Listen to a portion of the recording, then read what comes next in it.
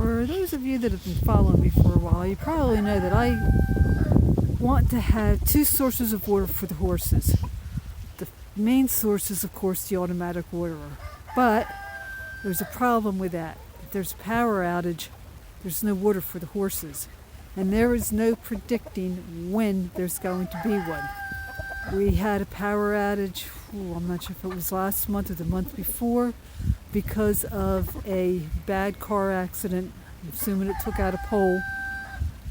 And if I had not had the stock tank filled with water, my horses would have had no water. And I had already given the chickens water, so they were fine. The problem that I had with having the stock tank out here was the ground out here. You can see the ground up by the fence is not that level. And it's even worse over here. Now, this is where I first had the stock tank. And yeah, it did work out well here until I had the stuff starting to come up in the ground over there. And I had to block that off. Now, in order for the horses to come over here and get water, it was a bit of a hassle because they could only come through here. We've got the chicken pen right there. It was hard for them. Of course, if I had just moved it to here, it would have also been a problem as well because, again, the chicken pen is right there. And not only did I have to worry about the ground being as level as possible, I also had to worry about where the hydrant is. The hydrant is over there. And with where I have it, yes, my hose does reach. The ground is admittedly more level over there, but I don't know how easily it would be for the hose to reach all the way over there. So the solution, of course, was to do something about the ground.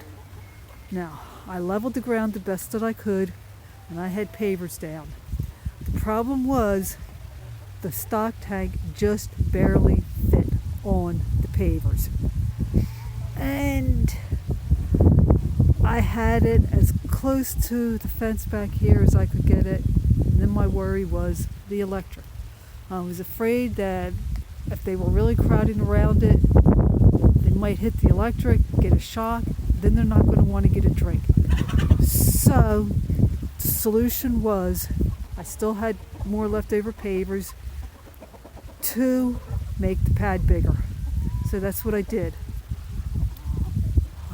Removed the ones that were already down because I wanted to change the direction of the bricks. The bricks had been going the other direction.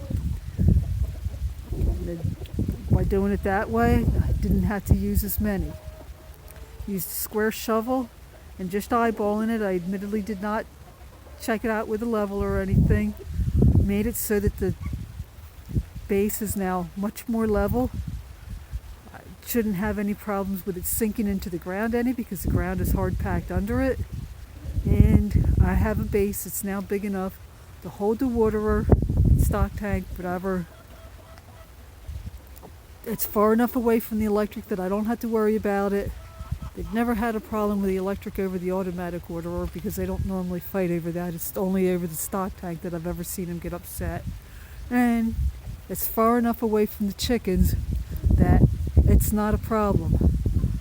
So, I said it's not quite level, but it's better than it would be if I hadn't done anything to the ground. Whether or not I ever decide to go and make it more level, that remains to be seen. It's good enough for me, and should I ever go with a bigger stock tank? This is a 70 gallon. A 100 gallon would be a little bit bigger.